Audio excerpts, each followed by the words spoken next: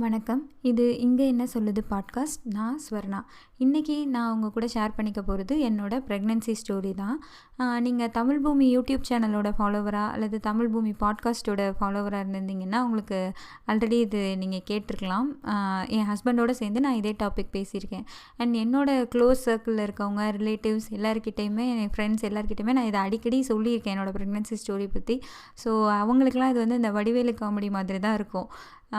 இலவு காத்த கிளி கதை தெரியுமா? நான் தெரியும் நீ சொல்ல தேவையில்லை அப்படின்னா பரவாயில்ல, நான் ரைமிங்கோட நல்ல டைமிங்கோட திரும்ப ஒரு தடவை சொல்கிறேன் கேளுங்க அப்படின்ற மாதிரி தான் இருக்குது. என்னோடய ப்ரெக்னென்சி கோவிட் டைமில் இருந்தது. எங்கள் அம்மா அப்பா வந்து ஏஜ்டு பேரண்ட்ஸ். அவங்களால இந்தியாவிலேருந்து யூஎஸ்க்கு வர முடியல, என்னாலையும் யூஎஸ்லேருந்து இந்தியாவுக்கு போக முடியல. நானாக ஒரு 3 to 5 months அப்போல்லாம் நான் என்ன நினச்சேன்னா, ஓகே டெலிவரி டைமில் மேபி கோவிட்லாம் இருக்காது, நம்ம இந்தியா போயிடலாம், அந்த மாதிரியான தாட்டில் தான் நான் இருந்தேன். ஆனால் கோவிட் தான் 2 வருஷம் இருந்தது, இன்னமும் கூட இருக்குது. ஸோ அந்த மாதிரி தானே. ஸோ இங்கே தான் எனக்கு டெலிவரி ஆச்சு. அண்ட் ஒரு ஸ்டேஜில் நானே என்ன நினைக்க ஆரம்பிச்சிட்டேன்னா, ஓகே குழந்தை எப்போ பிறக்கணும் எங்கே பிறக்கணும்லாம் ஏன் கண்ட்ரோலில் கிடையாது, அது என்ன நடக்குதோ நடக்கட்டும் அப்படின்ற மைண்ட் செட்டுக்கும் நான் போயிட்டேன். அண்ட் எனக்கு டெலிவரி வந்து இங்கே ரொம்பவே நல்ல எக்ஸ்பீரியன்ஸாக இருந்தது. ஆனால் அதுக்கு முன்னாடி இருந்த ஜேர்னி கொஞ்சம் கஷ்டமாக தான் இருந்தது. எனக்கு ப்ராப்பரான கைனகாலஜிஸ்ட் அமையலை. அண்ட் எனக்கு அமைஞ்ச கைனகாலஜிஸ்ட்டும் கொஞ்சம் வருவாங்க, என்னன்னு கேட்பாங்க, ஓகே ஸ்கேன் பார்ப்பாங்க, நல்லா தண்ணி குடிங்க, நல்லா சாப்பிடுங்க. நல்லா சாப்பிடுங்க கூட எனக்கு சொன்னதில்லை, ஏன்னா எனக்கு ஜெஸ்டேஷனல் டயபெட்டிஸ் இருந்தது. அந்த டயட் சார்ட் படி சாப்பிடுங்க, நல்லா தண்ணி குடிங்க, நல்லா நடங்க, அவ்வளோதான் எனக்கு சொல்லிகிட்டே இருப்பாங்க. அண்ட் இங்கே வந்து நிறையவே நம்மளை ப்ரெக்னென்சி பற்றி எஜுகேட் பண்ணிட்டே இருந்தாங்க. எனக்கு 3 monthsலேயே ஜெஸ்டேஷனல் டயபெட்டிஸ் இருக்குன்றது தெரிஞ்சிருச்சு. அண்ட் எனக்கு ஒரு கிளாஸ் வச்சாங்க. இது என்ன, இது ஜெஸ்டேஷனல் டயபெட்டிஸ்னால் என்ன, உங்களை எப்படி அதை அஃபெக்ட் பண்ணும், உங்கள் பேபி எப்படி அதை அஃபெக்ட் பண்ணும், டெலிவரி அப்போ அங்கே என்ன பிரச்சனைகள்லாம் வரும், இது எந்த அளவுக்கு சீரியஸாக போகலாம், ஸோ இதை நீங்கள் எப்படி கண்ட்ரோல் பண்ணணும், என்ன மாதிரியான மெத்தட்ஸ்லாம் நீங்கள் ஃபாலோ பண்ணணும், என்ன மாதிரியான டயட் இது பண்ணணும், அந்த மாதிரி சொல்லி ஒரு கிளாஸ் எடுத்தாங்க. ஆல்ரெடி இந்த மாதிரி டயபெட்டிஸில் இருந்து ப்ராப்பரான லைஃப் ஸ்டைல் மூலயமா அதை சேஞ்ச் பண்ணவங்க வந்து பேசினாங்க. அந்த மாதிரி நான் பண்ணனால தான் இப்போ நான் டயபெட்டிஸ்லாம் இல்லாமல் நான் ஹெல்த்தியாக இருக்கேன். அந்த லைஃப் ஸ்டைல் ரொம்ப முக்கியம் அப்படின்றத பற்றிலாம் நல்ல ஒரு அவேர்னஸ் க்ரியேட் பண்ணாங்க. அண்ட் எனக்கு என்னென்னா ஒரு சின்ன குளுக்கோமீட்டர் கொடுத்துட்டாங்க, அப்போயே கொடுத்துட்டாங்க. டெய்லி 6 வேளை நம்ம சாப்பிட்றதுக்கு முன்னாடி சாப்பிட்டதுக்கப்புறம் கையில் குத்தி அந்த பிஃபோரு ஆஃப்டரு அந்த சுகர் லெவல்லாம் கரெக்டாக இருக்கான்னு ஒரு சார்ட்டில் எழுதிட்டே இருக்கணும். அண்ட் அவங்க எந்த மாதிரி மீல் நம்ம சாப்பிட்ணும், எவ்வளோ கார்ப் எடுத்துக்கணும், எவ்வளோ ப்ரோட்டீன் எடுத்துக்கணும், அண்ட் எப்பப்போ எடுத்துக்கணும், எந்த மாதிரி இன்டர்வல் எடுத்துக்கணும், எல்லாமே ஒரு சார்ட்டாக கொடுத்துருந்தாங்க. ஸோ அதில் வந்து நம்ம ஃபில் பண்ணணும். எவ்வளோ நான் சாப்பிட்டேன், இப்போது 2 இட்லி சாப்பிட்டேன், கொஞ்சம் சாம்பார் சாப்பிட்டேன் அப்படின்னா அது எல்லாத்தையுமே நான் எழுதணும். ஸ்நாக்ஸ் என்ன எல்லாமே எழுதணும். அண்ட் இதெல்லாம் சாப்பிட்டு என்னோடய சுகர் லெவல் என்ன இருந்தது 2 மணி நேரத்துக்கு அப்புறம், இது எல்லாமே நான் நோட் பண்ணணும். இந்த சார்ட்டை வந்து நான் லைக் ஒரு பேப்பர்ஸ் மாதிரி நான் நிறைய வச்சுருப்பேன் பிரிண்ட் அவுட் எடுத்து. ஸோ இதை வந்து வீக்லி ஒன்ஸோ இல்லை 2 weeks ஒன்ஸோ நமக்கு இதுக்குன்னு தனியாக ஒரு அவங்க நர்ஸ் ப்ராக்டிஸ்னர்னு சொல்லுவாங்க, நான் அவங்கள டாக்டர்னு தான் சொல்லுவேன். அந்த டாக்டர்கிட்ட நான் தனியாக அவங்களுக்கு போய் நான் விசிட் பண்ணி அதெல்லாம் காட்டணும். அவங்க அதெல்லாம் பார்த்துட்டு நீங்கள் எந்த மாதிரி உங்கள் ஃபுட்டோட இதெல்லாம் சேஞ்ச் பண்ணிக்கலாம், என்ன பண்ணணும் அப்படின்றதெல்லாம் சொல்லுவாங்க. இது வந்து எனக்கு ரொம்பவே ஹெல்ப்ஃபுல்லாக இருந்தது. ஆனால் நான் என்ன பண்ணுவேன்னா, கொஞ்சம் என் இஷ்டத்துக்கு தான் சாப்பிட்ருவேன். சாப்பிட்டுட்டு ஆனால் கரெக்டாக ரீடிங்ஸ் எடுத்துருவேன். கரெக்டாக 2 ஹவர்ஸ்க்கு அப்புறம் 2 ஹவர்ஸ்க்கு முன்னே சாப்பிட முன்னே எல்லாமே கரெக்டாக பர்ஃபெக்டாக ரீடிங்ஸ் எடுத்துருவேன். பட் என்ன சாப்பிட்டேங்கிறத நான் ஒழுங்காக எழுதியே வைக்க மாட்டேன். நமக்கே தெரியும் இல்லையா, இவங்க என்னை வந்து 2 கப் சாதம் தான், அதாவது ஒரு குட்டி கப் இருக்கும், அவ்வளோதான் சாப்பிட்ணுன்னு சொல்லுவாங்க. அண்டு கொஞ்சமாக தான் காய் நிறைய வச்சுக்கணும், சாதம்லாம் கம்மியாக தான் சாப்பிட்ணுன்றது சொல்லுவாங்க. ஸ்வீட் சாப்பிடக்கூடாதுன்னு சொல்லுவாங்க. அப்புறம் இட்லிலாம் அவாய்ட் பண்ணணும், சப்பாத்தி மாதிரி சாப்பிட்டுக்கோங்க கொஞ்சம் நைட்டில் அப்படின்றதெல்லாம் சொல்லுவாங்க. இதெல்லாம் எனக்கு தெரியும் இல்லையா. ஸோ அதுக்கேற்ற மாதிரி நான் சாப்பிட்டுக்குவேன். ஆனால் அதை எழுதிலாம் வைக்க மாட்டேன். அந்த கரெக்டாக ஃப்ரைடே அந்த டாக்டர்கிட்ட அப்பாயின்மெண்ட் இருக்குன்னா நாள் உட்காந்து போலி கணக்கு தான் எழுதிட்டுருப்பேன். அந்த ரீடிங்ஸ் கரெக்டாக இருக்கும். பட் என்ன சாப்பிட்டேன்றது நம்ம என்ன சாப்பிட போகிறோம், அதே இட்லி, தோசை, சப்பாத்தி, சாதம், ரசம், மோர் குழம்பு, புளிக்குழம்பு, சாம்பார் இது தானே. இதையே நான் மாற்றி மாற்றி எழுதிட்டுருப்பேன். இதில் இவங்களுக்கு சாம்பார், ரசம்லாம் வேறு அவங்களுக்குலாம் புரியாது இல்லையா. நான் எப்போயுமே தால் எழுதுறது ஃபுல்லாக தால். நான் என்ன சாப்பிட்ருந்தாலும் ரைஸு, தால் இப்படி தான் எழுதிட்டுருப்பேன். வெஜிடபிள்ஸும் அவங்களுக்கு கூட்டு பொரியல்லாம் தெரியாது. ஸோ வெஜ்ஜீஸ் அவ்வளோதான். இதே தானே எழுத போகிறோன்னு இப்படி தான் நான் பண்ணிட்டுருப்பேன். எனக்கு கைனகாலஜிஸ்ட் கரெக்டாக அமையலை.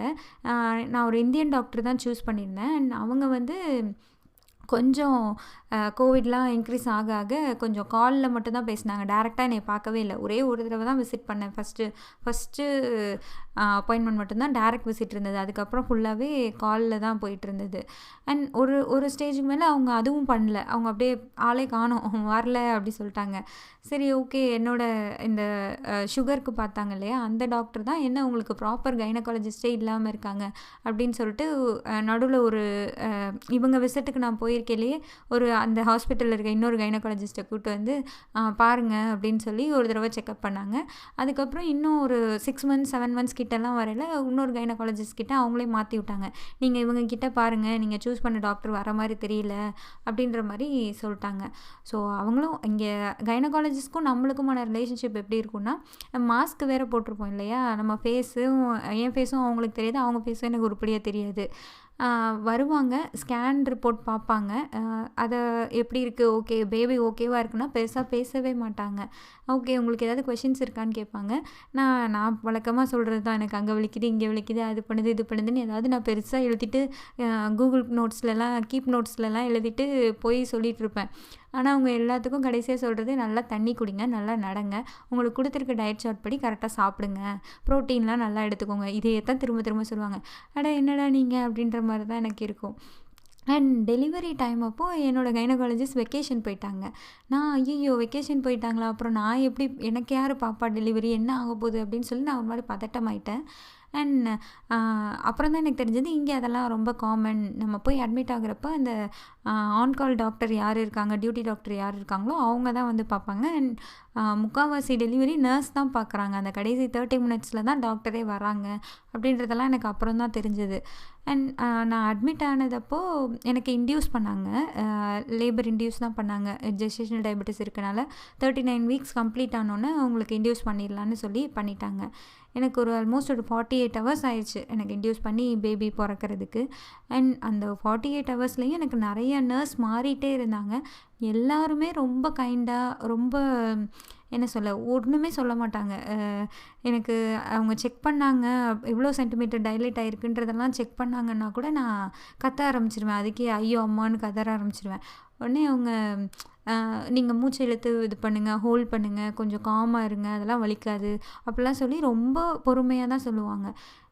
எனக்கு அது கொஞ்சம் கம்ஃபர்டபுளாக இருந்தது. அதுக்கப்புறம் நான் லேட்டராக என்னோடய ஃப்ரெண்ட்ஸ் கிட்டலாம் கேட்கல, இந்தியாவில் தமிழ்நாட்டிலலாம் அந்த அளவுக்கெல்லாம் இல்லை, திட்டிடுவாங்க நர்ஸு அப்படின்னு தான் சொன்னாங்க. இந்த வலி கூட தாங்க மாட்டியா, இது என்ன இது கூட உன்னால் தாங்க முடியாதா, பொண்ணு தானே வலிக்கும்னு தெரியாதா, இந்த மாதிரியான வார்த்தைகள்லாம் கூட எனக்கு அதுக்கப்புறம் அதை கேட்கல இதெல்லாம் எனக்கு உண்மையிலே அப்யூசிவான வார்த்தையாக தான் தெரிஞ்சது. நமக்கே அப்போ தான் அது என்ன மாதிரி இருக்கும் எதுவுமே நமக்கு தெரியாது. ஒரு குழந்த பிறக்க போகுது. ஸோ நமக்கே ஒரு பயம், பதட்டம் எல்லாமே இருக்கும் இல்லையா. நம்மளும் நல்லா இருக்கணும், குழந்தையும் நல்லா இருக்கணும், அந்த எல்லாமே நமக்கு இருக்கும் இல்லையா. பட்டு சடனாக வந்து நமக்கு ஒரு ஆறுதலாக இல்லாமல், கொஞ்சம் பொலைட்டாக சொல்லாமல், இந்த மாதிரி திட்டுற மாதிரிலாம் பேசினாங்கன்னா கண்டிப்பாக அது ரொம்பவே அப்யூசிவ், அது வெர்பல் ஹராஸ்மெண்ட்னு கூட சொல்லலாம். அந்த அளவுக்கு இது தப்பு தான். இங்கே வந்து அந்த மாதிரி எனக்கு எதுவும் நான் ஃபேஸ் பண்ணல. நர்ஸ்லாம் ரொம்பவே பொலைட்டாக இருந்தாங்க, ரொம்பவே ஃப்ரெண்ட்லியாக இருந்தாங்க, அவங்களோட எக்ஸ்பீரியன்ஸை சொன்னாங்க. அந்த மாதிரி அதை ரொம்பவே நல்லா தான் கொண்டு போனாங்க. அண்ட் குழந்த பிறந்ததுக்கப்புறமே கூட அதே மாதிரி தான் இருந்தாங்க. குழந்தைய எப்படி தூக்கணும், எப்படி ஃபீட் பண்ணணும், எல்லாத்துக்குமே ரொம்ப கரெக்டாக, என்ன சொல்ல, ரொம்ப பொறுமையாக ஒரு பேஷன்ஸ் இருந்தது அவங்கக்கிட்ட. நமக்கு தெரியாது இல்லையா, ஒழுங்காக தூக்க மாட்டோம், ஒழுங்காக லாட்ச் பண்ண மாட்டோம், ஒழுங்காக ஃபீட் பண்ண தெரியாது. அதெல்லாம் இருக்கிறப்போ அவங்க என்ன உனக்கு இதெல்லாம் தெரில அப்படிலாம் சொல்லவே இல்லை. எத்தனை தடவை கால் பண்ணாலும் வந்து என்னன்னு சொல்லி கொடுத்தாங்க. அந்தளவுக்கு இங்கே ரொம்பவே நல்லா இருந்தது. அண்ட் டெலிவரி வந்து லைக் எனக்கு 10 centimeter டைலேட் ஆயிடுச்சு. அண்ட் என்ன புஷ் பண்ணணும் அப்படின்றப்போ அவங்க அத ஒரு டாஸ்க் மாரி தான் எனக்கு பண்ணாங்க. ஒரு டவல் வச்சுட்டு, ஒரு எண்ட நான் வச்சுக்கிட்டேன், இன்னொரு எண்ட நர்ஸ் வச்சுக்கிட்டாங்க. ஓகே நான் வந்து அ இந்த சைடு நான் இருக்க பிடிச்சுப்பேன். நீங்க வந்து ஆனா நீங்களும் அதே மாரி பிடிக்கணும், அந்த மாரிலாம் சொல்லி, அது ஃபர்ஸ்ட்டு நான் புஷ் பண்ணது எனக்கு ரொம்பவே என்ன புஷ் பண்ணுறேன்னே தெரியாம நான் அத ஏதோ ஒரு டாஸ்க் மாரி பண்ணிக்கிட்டு இருந்தேன். சடனா குழந்தை கீழ இறங்குச்சுன்றது எனக்கே ஃபீல் ஆச்சு நல்லாவே. அ அதுக்கப்புறம் கொஞ்சம் டயர்ட் ஆயிட்டேன். அவங்க நான் நல்லா புஷ் பண்ணுறேன்னு டாக்டருக்குலாம் கால் பண்ணி, வாங்க இவங்க நல்லா புஷ் பண்ணுறாங்கன்னுலாம் சொல்ட்டாங்க. அதுக்கப்புறம் நான் டயர்ட் ஆயிட்டேன். என்னால பண்ண முடியல. அவங்க அவங்க வந்து ஐயோ! இவங்க நல்லா பண்ணுறாங்கன்னு நான் டாக்டருக்கு வேற கால் பண்ணிட்டேன். இப்போ டயர்ட் ஆயிட்டாங்களே! அப்படிலாம் சொல்லிட்டு, அம் பண்ணுங்க உங்களால முடியும் அப்படின்ற மாரி சொல்லிட்டே இருந்தாங்க. அண்ட் அ ஒரு ஸ்டேஜுக்கு மேல என்னால பண்ணவே முடியல. புஷ் பண்ணவே முடியல சுத்தமா. அ அப்போ டாக்டர் என்ன சொன்னாங்கன்னா, "நீங்க இப்படி பண்ணீங்கன்னா, கப் போட்டு எடுக்கிற மாரி ஆயிரும்." அ அப்படின்னு சொல்லி அத பத்தி எக்ஸ்ப்ளைன் பண்ணிட்டு இருந்தாங்க. உடனே என் ஹஸ்பண்ட்ட அவங்க அத எக்ஸ்ப்ளைன் பண்ணிட்டு இருந்தாங்க. நான் வந்து, சரி போங்க கப் போட்டு எடுங்க. என்னாலலாம் முடியாது. எனக்கெல்லாம் வலிக்குது." அப்படிலாம் சொல்லிட்டேன். உடனே நர்ஸ் தான் சொன்னாங்க, "இல்ல நீங்க இவ்வளோ நேரம் நல்லா பண்ணீங்க. கப்லாம் ஒண்ணும் தேவையில்ல. நீங்க புஷ் பண்ணலாம். நீங்க புஷ் பண்ணுங்க." அப்படின்னு சொல்லி நல்லா பேசினாங்க. லைக் என் ஹஸ்பண்ட் ஒரு சைடு என் கை பிடிச்சிருக்காங்க. இன்னொரு சைடு அந்த நர்ஸ் என் கை பிடிச்சிருக்காங்க. அவங்க சொல்றது எல்லாமே எப்படி சொல்லுவாங்கன்னா, ஓகே நம்ம இப்போ புஷ் பண்ண போறோம். நம்ம இப்போ டெலிவரி பண்ண போறோம். அந்த மாதிரி அவங்களும் சேர்ந்து அந்த ப்ராசஸ்ல இருக்கிற மாரியே பேசுவாங்க. அவங்களும் சேர்ந்து அந்த ப்ராசஸ்ல இருக்கிற மாரியே பேசுவாங்க. ரொம்பவே சப்போர்ட்டிவா இருந்தாங்க. அண்ட் ஆஃப்டர் டெலிவரி ஆல்சோ ஒரு ரெஸ்ட் ரூம் போணும்னா கூட அவங்க அவங்க தான் கூட்டிட்டு போவாங்க. கால் பண்ணோம்னா உடனே வந்துருவாங்க. அந்த மாதிரி ரொம்ப சப்போர்ட்டிவா இருந்தாங்க. பேபிக்கு தனி நர்ஸ் இருப்பாங்க. அண்ட் லாக்டேஷன் நம்ம ஃபீட் பண்ணணும் அது ரிலேட்டடானா அதுக்கு தனி நர்ஸ் இருப்பாங்க. அண்ட் தண்ணி ஏதாவது வேணும் அதெல்லாம் கேட்கறதுக்கு அதுக்கு தனி நர்ஸ் இருப்பாங்க. இந்த மாரி எல்லாத்துக்கும் தனித்தனி நர்ஸ் இருப்பாங்க. அண்ட் அது எனக்கு தெரியாது. நான் கொஞ்சம் தப்பு தப்பா மாத்தி மாத்தி கூப்பிட்டுருவேன். அதுக்கும் அவங்க திட்டலாம் மாட்டாங்க. ஓகே நான் வந்து இந்த நர்ஸ் இல்லைங்க. நீங்க அவங்கள கால் பண்ணுங்க. அதுக்காக வராமலாம் இருக்க மாட்டாங்க. உடனே வந்துருவாங்க. வந்துட்டு ஓகே நான் வந்து இந்த நர்ஸ் இல்லைங்க. நீங்க இந்த மாரி தண்ணிலாம் வேணுனா இவங்கள கால் பண்ணணும். அப்படின்ற மாரிலாம் சொல்லுவாங்க. லைக் ஒரு 2 டேஸ் நான் ஹாஸ்பிட்டல்ல இருந்தேன். எனக்கு உண்மையாவே நான் இன்னமும் சொல்லுவேன். இங்க வந்து என்னைய ஒரு குயின் மாரி ட்ரீட் பண்ணாங்க. எல்லாத்துக்கும் வந்துருவாங்க. ரெஸ்ட் ரூம் போணுமா அதுக்கு வந்துருவாங்க. அ தண்ணி வேணுமா அதுக்கும் உடனே வந்துருவாங்க. அ குழந்தைய தூக்கி தர்றதுக்கு அழுதா குழந்தைய தூக்கி தர்றதுக்கு உடனே வந்துருவாங்க. எல்லாத்துக்குமே உடனே வந்துருவாங்க. ஸோ ஃபுட்டு கரெக்டாக அந்த ப்ராப்பராக அந்த டைமிங்க்கு இருக்கும். காலையில் நான் எனக்கு நைட் 2 மணிக்கு டெலிவரி ஆச்சு. காலையில் 8 மணிக்கு என்னை அந்த ரூம் மயக்கம்லாம் தெளிஞ்சு என்னை அந்த ரூமுக்கு ஷிஃப்ட் ஆகல. காலைல 8 மணி ஆச்சு. ஸோ 8 மணிக்கு டான்னு அங்கே ஃபுட் இருந்தது. நீங்கள் சாப்பிட்லான்னு சொன்னாங்க. அதே மாதிரி அடுத்த 12:30க்கு ஃபுட்டு வந்துடும். அடுத்த நைட்டுக்கு வந்துடும். நடுவில் ஜூஸு என்ன வேணுமோ அதெல்லாம் கொடுப்பாங்க. ஸோ ரொம்பவே எனக்கு நல்லா இருந்தது. ரொம்ப குயின் மாதிரி தான் நான் இருந்தேன். அண்ட் டெலிவரி ஆகிறப்போ என்னுடைய மைண்ட் செட் என்னோடய மனநிலை எப்படி இருந்ததுன்னா, குழந்த வரப்போகுதுன்னு ஒரு சந்தோஷம் இருந்தது. அதே சமயத்தில் எங்கள் கூட யாரும் இல்லை இல்லையா, நானும் என் ஹஸ்பண்டும் மட்டும்தான் இருந்தோம். ஸோ இந்த குழந்தை வந்தால் யார் பார்த்துப்பா, எப்படி பார்த்துக்கிறது, இவ்வளோ நாள் வயிற்றுக்குள்ளேயே இருந்துச்சு, நம்ம பார்த்துக்கிட்டோம், நம்மளை நம்ம நல்லா பார்த்துக்கிட்டாலே குழந்தையும் நல்லாயிருக்கும். பட் இப்போ வந்து தனியாக கையில் வந்துடும், அதை எப்படி பார்த்துக்க போகிறோம், என்ன பண்ண போகிறோம். எனக்கு குழந்தை பிறந்தோன்னையுமே எனக்கு இதுதான் என் தாட்டாக இருந்தது. ஐயோ குட்டியாக ஒரு பேபி வந்துருச்சு, இனிமேல் யார் இதை பார்த்துக்கிறது, எப்படி பார்த்துக்கிறது, நம்மளுக்கு பார்த்துக்க வேறு தெரியாது, நம்ம முன்ன பின்ன இவ்வளோ குட்டி குழந்தையெல்லாம் தூக்குனது கூட கிடையாது அப்படி சொல்லிட்டு எனக்கு அப்படியே ஒரு பயங்கரமாக ஒரு எமோஷன்ஸில் தான் இருந்தது. அப்புறம் நான் ஏன்னா நம்ம இப்படி யோசிக்கிறோம், ஒருவேளை நம்ம நல்ல அம்மா இல்லையோ அப்படிலாம் கூட நான் யோசித்தேன். அந்த என்ன சொல்கிறது, அந்த டெலிவரி ரூமில் எனக்கு இவ்வளோ தாட்ஸ் வந்துடுச்சு. ஸோ ஆனால் என் ஹஸ்பண்ட் எனக்கு ரொம்பவே சப்போர்ட்டிவாக இருந்தாங்க. அண்ட் நான் சொல்லல நான் குழந்த பெற்றேன் என்னோடய ப்ரெக்னென்சின்னு சொல்கிறத விட நீங்கள் 2 பேரையும் சேர்த்து தான் நான் சொல்லுவேன். நாங்கள் இதெல்லாம் பண்ணோம், நாங்கள் குழந்த வளர்த்தோம், நாங்கள் இப்போ எங்களோட டெலிவரி, இந்த மாதிரி தான் நான் சொல்லிகிட்டே இருப்பேன். ஸோ அவங்களோட சப்போர்ட் இல்லாமல் எதுவுமே நடந்திருக்காது. அது ஒரு ரொம்ப நல்ல எக்ஸ்பீரியன்ஸாக எனக்கு இங்கே இருந்தது. அண்ட் நான் தனியாக தான் ஹேண்டில் பண்ணோம் பேபியை. அதுலேயுமே அவங்களோட சப்போர்ட் இல்லாமல் எதுவுமே இல்லை தான். ஸோ இங்கே என்னோடய ப்ரெக்னென்சி ஸ்டோரி இது தான். லைக் பாசிட்டிவ்ஸும் நிறையா இருந்தது, நெகட்டிவ்ஸும் நிறையா இருந்தது. பாசிட்டிவ்னு பார்த்திங்கன்னா அந்த டெலிவரி எக்ஸ்பீரியன்ஸை தான் நான் சொல்லுவேன். அந்த நர்ஸ் அவங்க எல்லாருமே ரொம்ப பொலைட்டாக இருந்தாங்க. ஹாஸ்பிட்டலோட ரூம்லாம் பார்த்திங்கன்னா ஒரு ஸ்டார் ஹோட்டல் ரூம் மாதிரி சூப்பராக இருக்கும். அதெல்லாம் தான் கண்டிப்பாக சொல்லுவேன். அண்ட் நெகட்டிவ்னு பார்த்திங்கன்னா அந்த ப்ரெக்னென்சி அப்போது கொஞ்சம் டாக்டரை ரீச் பண்ணுறது, கைனகாலஜிஸ்ட் கரெக்டாக நமக்கு அமையிறது, நமக்குன்னு ஒரு கரெக்டான கைனகாலஜிஸ்ட் அமைஞ்சிட்டாங்கன்னா பிரச்சனை இல்லை. பட் அதை நம்மளால் சூஸ் பண்ண முடியல.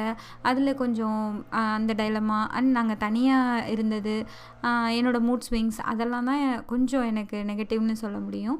அண்ட் ஓவரால் கண்டிப்பாக ப்ரெக்னென்சி எக்ஸ்பீரியன்ஸ் ரொம்ப நல்லா இருந்தது தான். இப்போ யோசிச்சு பார்க்கல எனக்கு ரொம்ப ஹாப்பியாக அந்த மாதிரி தான் இருக்குது. இப்போ என் பையனுக்கு 2 வயசு ஆக போகுது ஆல்மோஸ்ட். அண்ட் அவ்வளோ குட்டியாக இப்போ அந்த வீடியோஸ் ஃபோட்டோஸ்லாம் பார்த்தோன்னா அந்த 1 வீக்லேருந்து ஃபோட்டோஸ் எடுத்தோன்னு நினைக்கிறேன். அப்போல்லாம் எனக்கு கொஞ்சம் ஃபோட்டோ எடுக்க வேறு பயப்படுவேன். இது குட்டி குழந்தைய நம்ம எடுக்கலாமா கூடாதா அதெல்லாம் வேறு எனக்கு இருக்கும். பட் எல்லோரும் அங்கே இருக்காங்க, நாங்கள் இங்கே இருக்கோம், குழந்தைய எப்படி காட்டுறது? ஸோ நீங்கள் ஃபஸ்ட்டு நீங்கள் பிறந்தோன்னே வீடியோ காலில் மட்டும் காட்டுங்க, ஃபோட்டோலாம் எடுக்கக்கூடாதுன்னுலாம் என் ஹஸ்பண்ட்டை சொல்லி வச்சுருந்தேன். அதுக்கப்புறம் ஃபோட்டோலாம் எடுத்து 1 வீக் அப்புறம் தான் எடுத்தோம். ஸோ அந்த ஃபோட்டோஸ்லாம் இப்போ பார்க்கல எனக்கே வந்து இவ்வளோண்டா இருந்தவன் தான் இப்போ இப்படி நடந்து ஓடிக்கிட்டு இருக்கானா அப்படின்ற மாதிரி ரொம்பவே ஹாப்பியான எக்ஸ்பீரியன்ஸ். ஸோ இதை நான் உங்கள் கூட ஷேர் பண்ணிக்கணும்னு நினச்சேன். பை.